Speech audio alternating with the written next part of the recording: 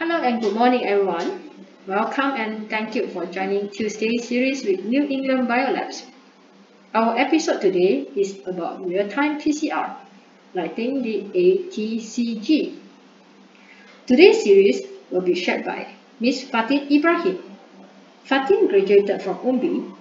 During her research days and work in UK, she has performed tons of qPCR runs and analysis.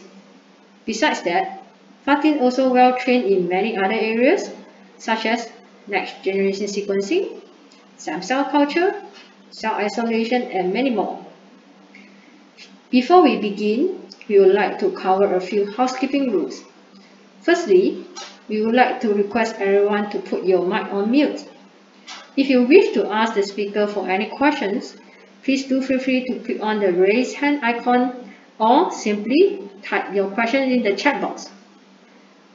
Without further ado, we welcome Fateen to start the show today.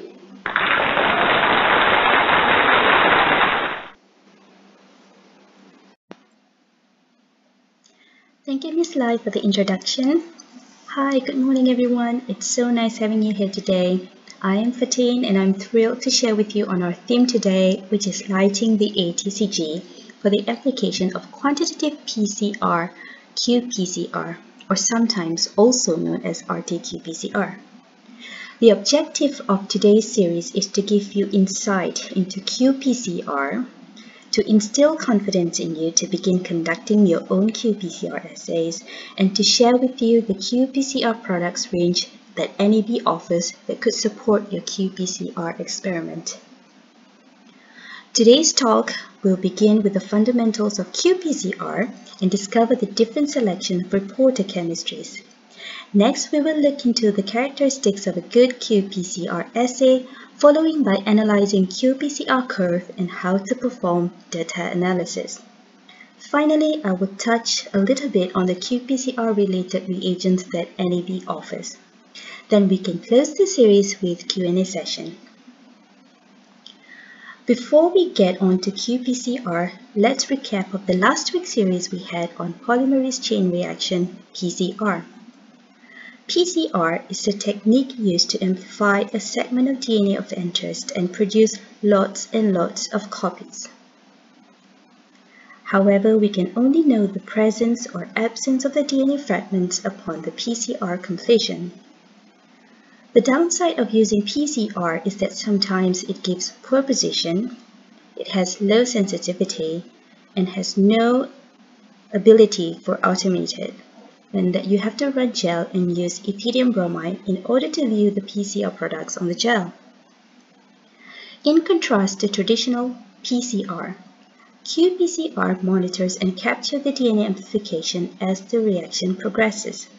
In qPCR assays, progression is monitored by an increase of fluorescence signal. qPCR assay covers a lot of applications, including gene and microRNA expression profiling, SNP genotyping and allelic discrimination, DNA methylation detection, viral quantification, and many more. For the scope of today's series, we will be focusing on gene expression analysis. Generally, qPCR composed of 6 steps, which are assay design, experimental setup, nucleic acid isolation and quality control, cDNA synthesis through reverse transcription, running the qPCR reaction, and finally analysis of the data. Let's begin with the basic assay design considerations for qPCR. There are many real-time fluorescent PCR chemistries available, but the two most widely used are the cybergreen dye-based assays and the Techman assay. In cybergreen assays, the dye fluoresces when bound to double-stranded DNA, but displays weak fluorescence in the presence of single-stranded DNA. This results in an increase of fluorescence signal as the reaction progresses when double-stranded DNA is formed. Meanwhile, in Techman assays, the 5' flap endonuclease domain of Tec DNA polymerase cleaves a target-specific probe, separating a fluorophore on the 5' end of the quencher on the 3' end, resulting in amplification-dependent increase in fluorescence. To determine the assay chemistry type, best suited for your experiment, let's take a look at few pros and cons of each assay type. Some of the pros of using cybergreen assay includes the inexpensive cost of primers. Also, the longer the amplicons, the stronger is the fluorescence signal, which can be advantageous for low complexity sequences. However, with cybergreen assays, you won't be able to multiplex your qPCR assays within a single tube. Non-specific detection as the dye could bound to any double-stranded DNA exist in your qPCR tube, and the signal generated could be from primer dimers. Because of the concerns of non-specific amplification and primer dimers, it requires the users to perform the melt curve analysis to assess the assay's specificity. Some strengths for the Technin-proof assays include increased specificity as the result of a third oligo, and therefore do not require the melt curve analysis. With the presence of the fluorophore on the probe, it gives the ability for your assays to be multiplexed within a single tube. The major drawbacks of probe-based assay are that it is more expensive due to the modified fluorophore probe. Now that we have reviewed the pros and cons of both assays, let's focus on the criteria for a good qPCR assay design. Outlined here are some considerations for designing a good assay. Know your gene. You have to know, are there multiple transcripts in your gene of interest? Depending on your gene target, are there common or unique exons between the different transcripts? NCBI is a great resource for extracting out sequence information, comparing splice variants of a single target, and identifying exon-exon junctions. Once sequences are captured from NCBI, alignments can be run to identify common or unique regions to target for primary and probe design. Apart from gene of interest, you have also to consider the best housekeeping genes and the control samples that will be used to measure the changes of the expression levels.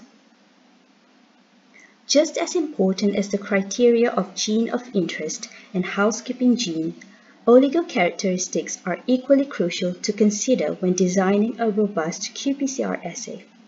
For primers, the recommended melting temperature of the primers fall between 60 to 62 degrees Celsius. Aim for primers to be between 18 to 30 bases in length and should have a GC content of ideally 50%. The probe within a reaction should also have the similar features in regards of GC content. Melting temperature for probes usually falls between 66 to 68 degrees Celsius. Additional consideration to aim for is the probe to be less than 30 bases and that no G bases at the 5' end, as this could result in the loss of fluorescence intensity. Generally, qPCR assays amplicon varies in length between 70 to 150 bases. Longer amplicons tend to be advantageous for cybergreen-based assays as to help distinguish between amplicons conformation and primer dimers in a melt curve. Moving on to experimental setup considerations, we have to think of the number of reactions, the number of biological and technical replicates, and the number of reference genes to be included. You might also need to consider the inclusion of controls like the negative or non-template control and positive control. You might also need to consider of having an interplate control or IPC if you are performing high-throughput qPCR assays that involves multiple runs of qPCR plate. Let's think of a scenario where we have two groups of sample, one is normal and the other one is mutant or experiment. In a qPCR assay, you want to have a number of biological replicates. During cDNA synthesis from each of the biological replicates, you want to have two reverse transcriptase preps and one without the reverse transcriptase as a control. From each cDNA library, you want to include 3 technical replicates, and ideally you want to have a 3 non-template control. You are going to perform your qPCR for your gene of interest and running multiple housekeeping genes with stable expression across experimental conditions. Right, now that we have talked about the experimental setup. Now let's talk about the sample input and the quality control. It is crucial to start our qPCR with a very high quality RNA to ensure a successful and reliable qPCR result. First thing to be aware of is the RNA quality. Before we initiating the RNA isolation, we must consider the starting material type that we are dealing with, whether it be a human solid tissue samples or human body fluid or plant tissue. Sometimes samples are tough and hard to lysis. For example, you're dealing with fecal or sometimes soil, where homogenization step needs to be added to release the maximum RNA from the samples. Or sometimes we also have to deal with FFPE samples that requires deparaffinization step to remove the paraffin as much as possible. We must choose the correct RNA isolation kit or RNA isolation reagents to get the best results. Then after RNA isolation, we need to check on the RNA yield and quality. So in order to check for samples quality, you may use UV spectrophotometer to measure the absorbance of 260-280 and 260-230 ratio.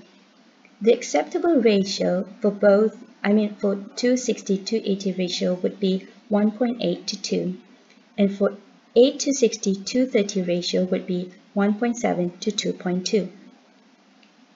Low ratio may indicate a contaminant either from protein, a residual of trisulfam extraction, carbohydrates carryover, or glycogen contamination.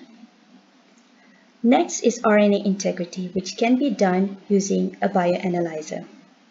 Bioanalyzer will give you RIN values ranges from 0 to 10.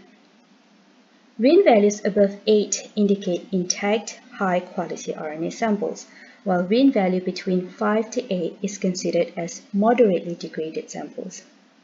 RIN value of below than 5 is considered as degraded samples. The use of RNA samples presenting RIN values above 5 is typically recommended to ensure reliable quantification of gene expression by RT-qPCR. After we have checked our RNA quality, we can then reverse transcribe the RNA to cDNA. Some typical reagents required for cDNA synthesis are the enzyme transcriptase, dNTPs, buffers, primers, and spiking controls. NEB offers Lunar RT Supermix kit, which include all of these reagents in a one tube, so users do not have to worry about adding all these components before starting your qPCR, thus reducing the pipetting errors. After we have, reverse transcription can be a major source of error in RT-qPCR. You want to standardize your input of RNA amount or same number of cells for all experiment settings. It is important to note that do not try to reverse transcribe too much RNA, because too much RNA could be a limiting factor for an optimal cDNA conversion, because sometimes RNA inhibitors exist in this extra amount of RNA. So RT-qPCR is a valuable tool for assessing gene expression by measuring the abundance of certain RNAs. Two general methods are available, one-step RT-qPCR and two-step RT-qPCR.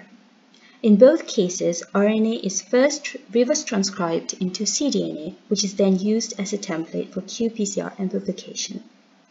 In one-step RT-qPCR, cDNA synthesis and RT-qPCR are performed in a single reaction tube in a common reaction buffer. While in two-step RT-qPCR, cDNA is synthesized in one reaction and an aliquot of the cDNA is then used for subsequent qPCR experiment. Let's have a look at the advantages and the disadvantages of those qPCR methods. In one-step RT-qPCR, cDNA synthesis and qPCR are carried out in the same reaction vessel in a common buffer, so gene-specific primers direct cDNA synthesis and amplification of a specific target. Major advantages of one-step reactions include minimal sample handling, reduced bench time, and closed-tube reactions, therefore reducing chances for pipetting errors and cross-contamination. This makes one-step an especially strong choice for quantitating the same genes repeatedly, particularly in high-throughput applications and in diagnostic settings.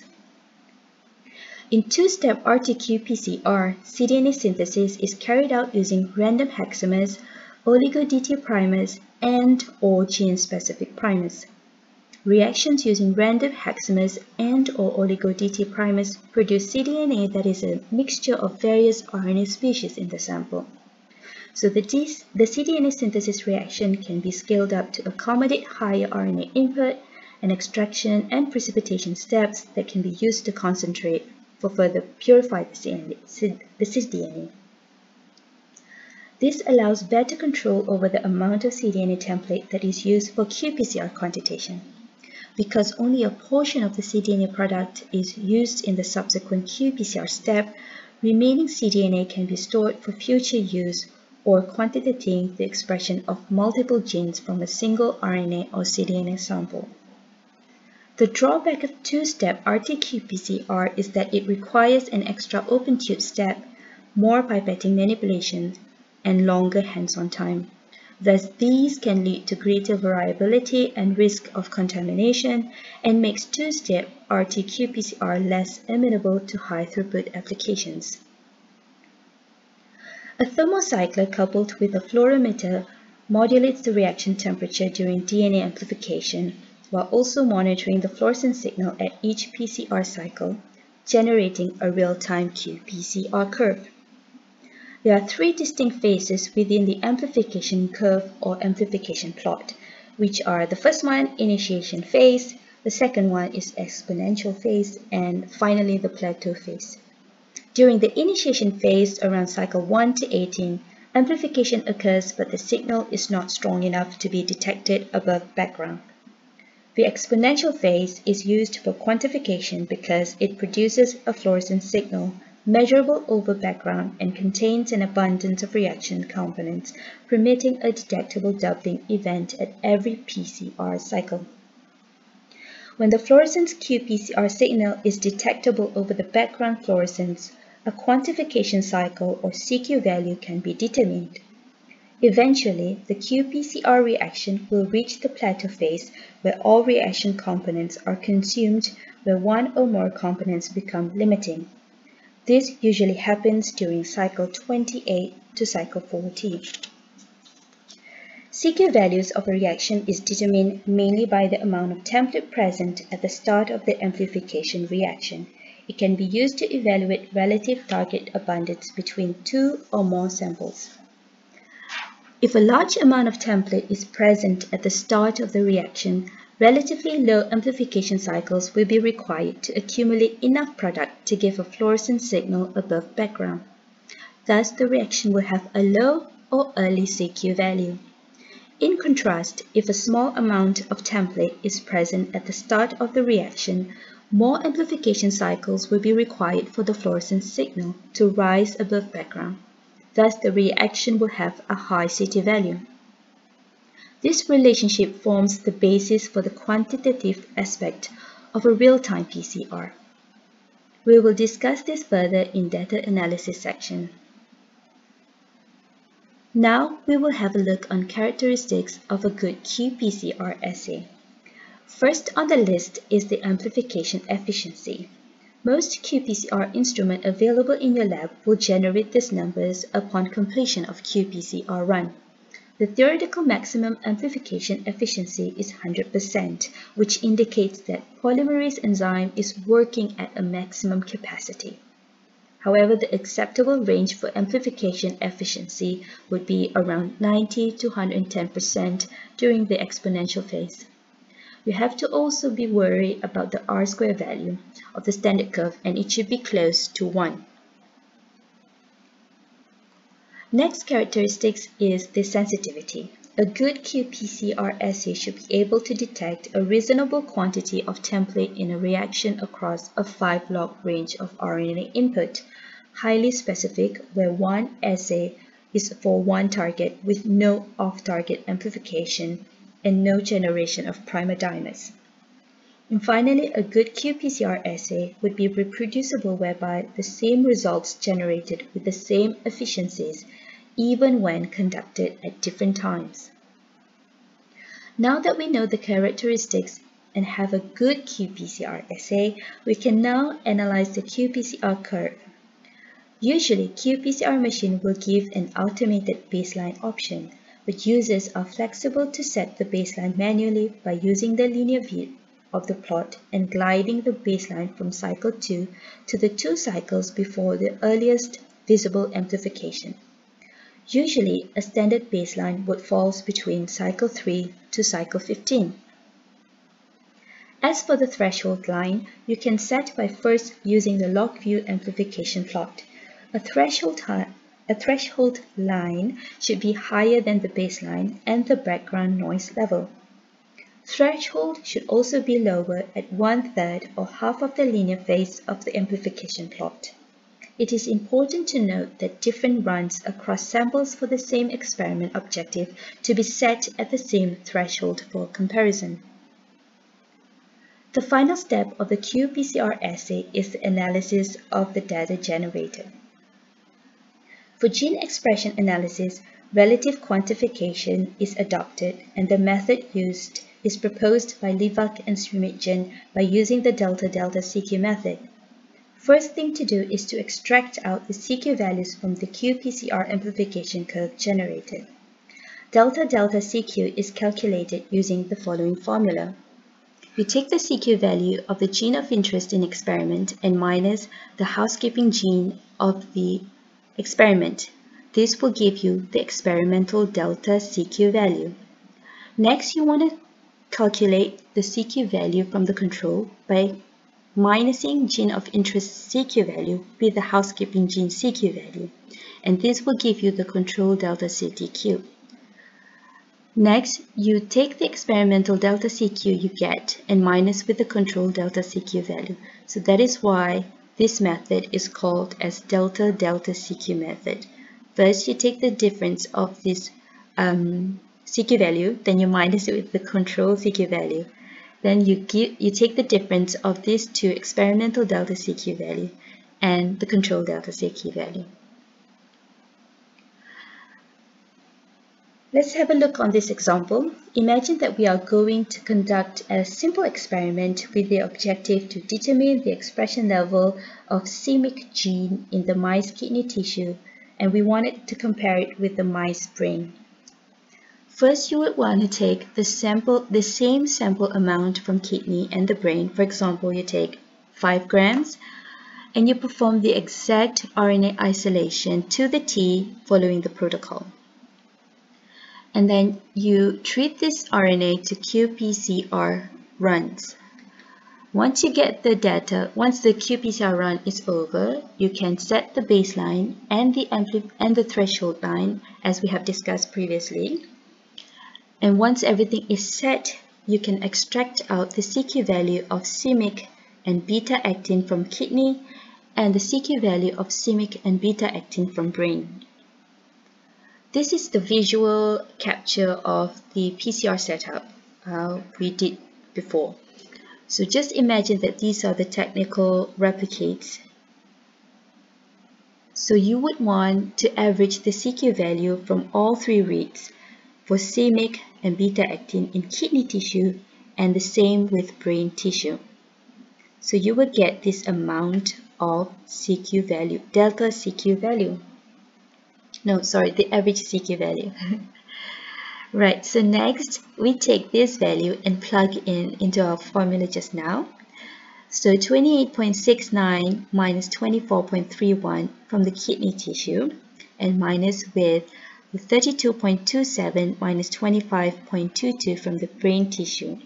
So you would want to minus the gene of interest and normalize it to the housekeeping genes, the same with the control one. And you will get negative 2.67. To determine the semic expression fold change in the mice kidney tissue relative to mice brain tissue, the following calculation is performed. So you take 2 to the power of negative delta delta CQ value, and you put in your value into this formula, and you will get 6.36. So what does it mean? To make this meaningful, you have to take the semic expression in the mice brain sample by minusing the expression of semic in the brain sample and minus it to the brain sample, because the brain sample is a calibrator. You will get the value of 0. So 2 to the power of negative 0 is equal to 1. So when you picture it in a graph, it will look something like this. Immediately, you can already see that the semic is upregulated in mice kidneys tissue compared to mice brain tissue sample by having a fold change of 6.36. It is simple as that if you are looking for like one gene in comparison between two sample types. I would just like to mention briefly on the guidelines provided by Bustin and team for the minimum information for publication of qPCR experiments or MyKey. This is suitable for you to implement for thesis writing or when you want to publish the articles to a well-established journal out there. So some of the key things you might want to write out or lay out in your publication is for experimental design, next is the sample, nucleic acid extraction, reverse transcription, qPCR target information, qPCR oligonucleotides, the protocol, the validation step, and the data analysis. So if you want to know more about these guidelines, we can share with you later on. Now that we have covered all the key topics of qPCR assay designs, I would like to take now a few minutes to share with you on the qPCR product ranges that New England Biolabs offers. So Lunar Products from NEB are optimized for qPCR or RT-qPCR and are available for either intercalating or probe-based detection methods. So all Lunar products provide robust performance on diverse sample sources and qPCR instruments.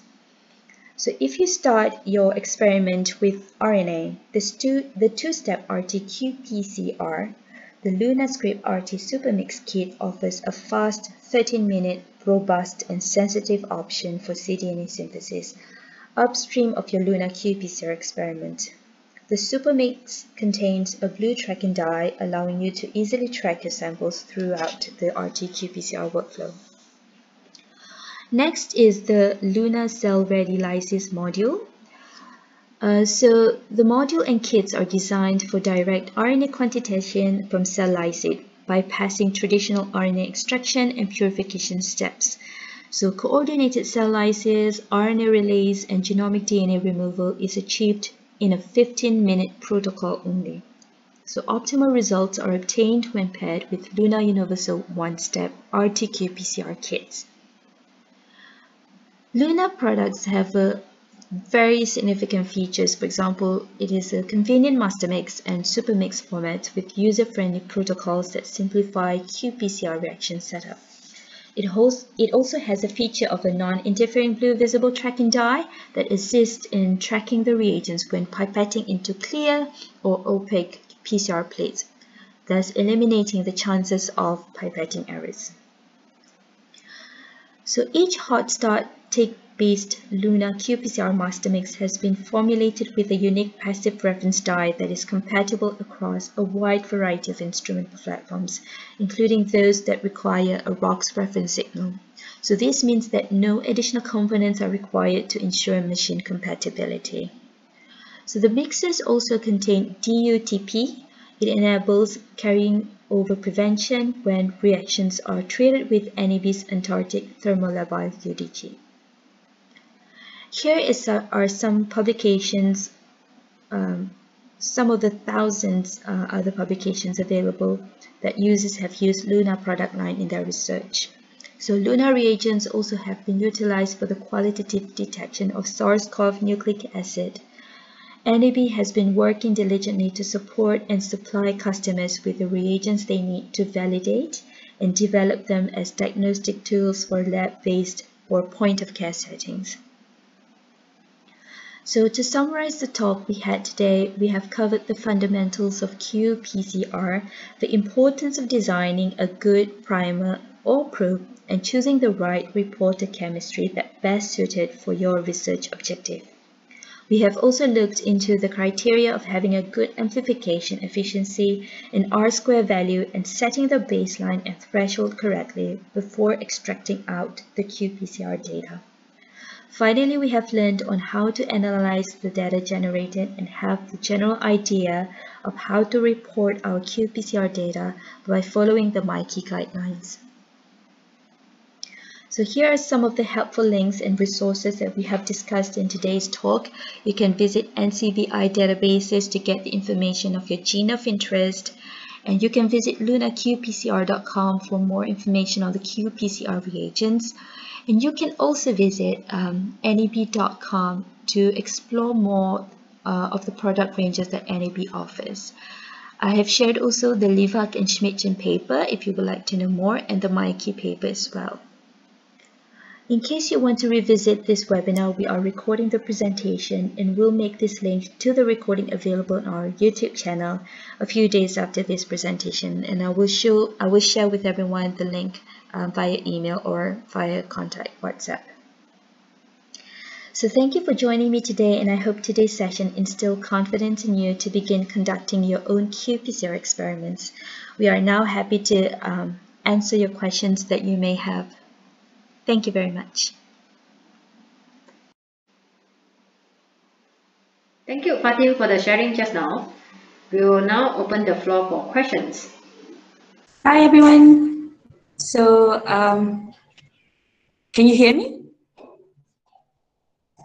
All right, so Yep. a question here. Hi, thank you. Thank you for responding. So the first question from Yuan Ting Hui: can the same primer used for PCR and qPCR if the design fulfill the requirements like GC content, melting temperature, etc.?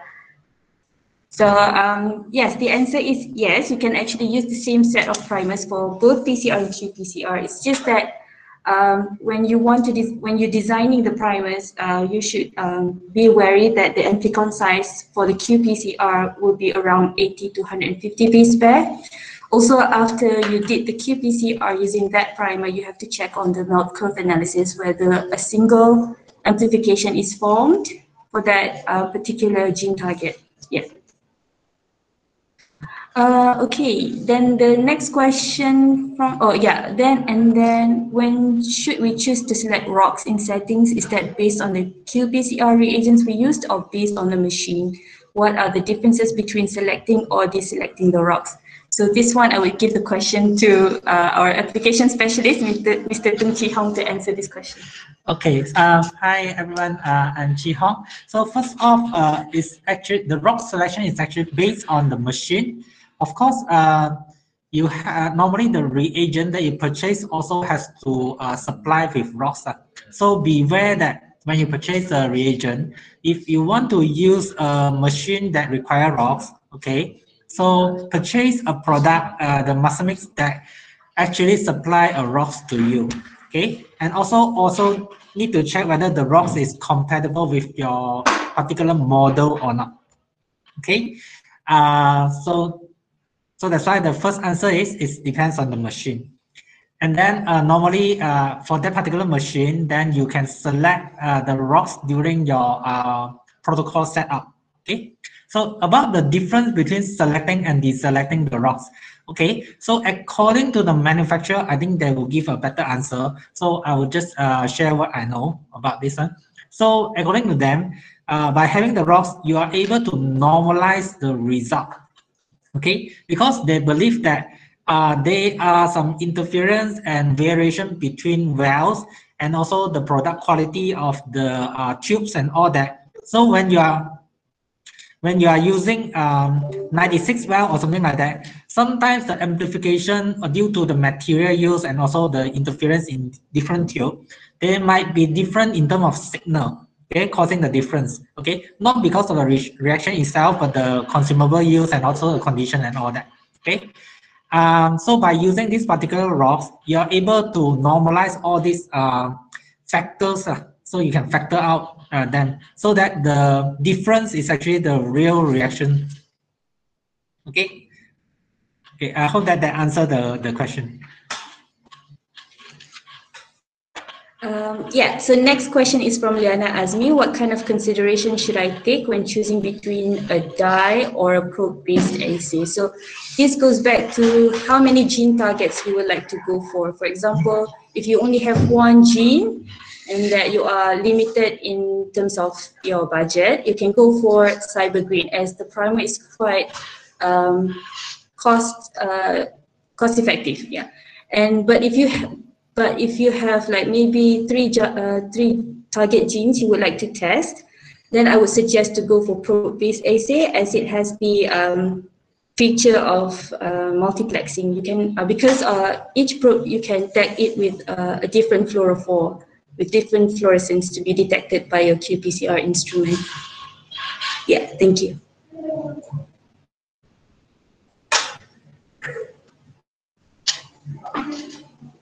Do we have any more questions?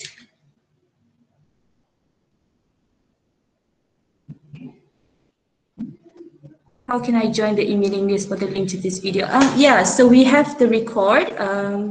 We have the record of the registered participant for this, so we will send through email. And then also we will share via our YouTube channel, so don't be worried about that. Hi everyone. So just one added notes to the question about the dye or probe-based assay. So in case you guys are new to this particular thing, so I just want to add on one point. The probe-based assay, you need to purchase the probe separately. That's why it's more expensive. Anything else?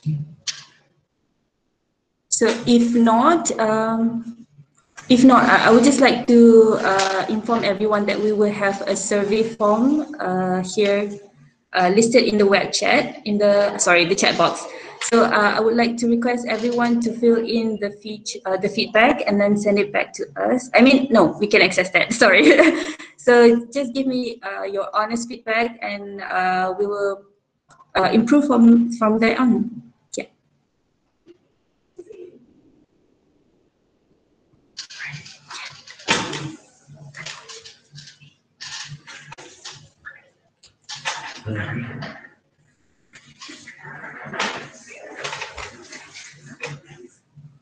Hello everyone, is there any question?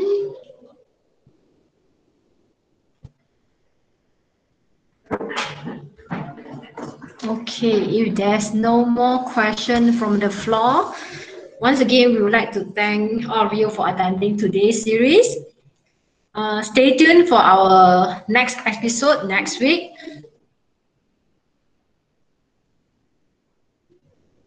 Is there any question, then please do feel free to email us at sales@nextgen.my. See you guys next week. Thank you. Bye-bye. Thank you, everyone. Bye. Thank you.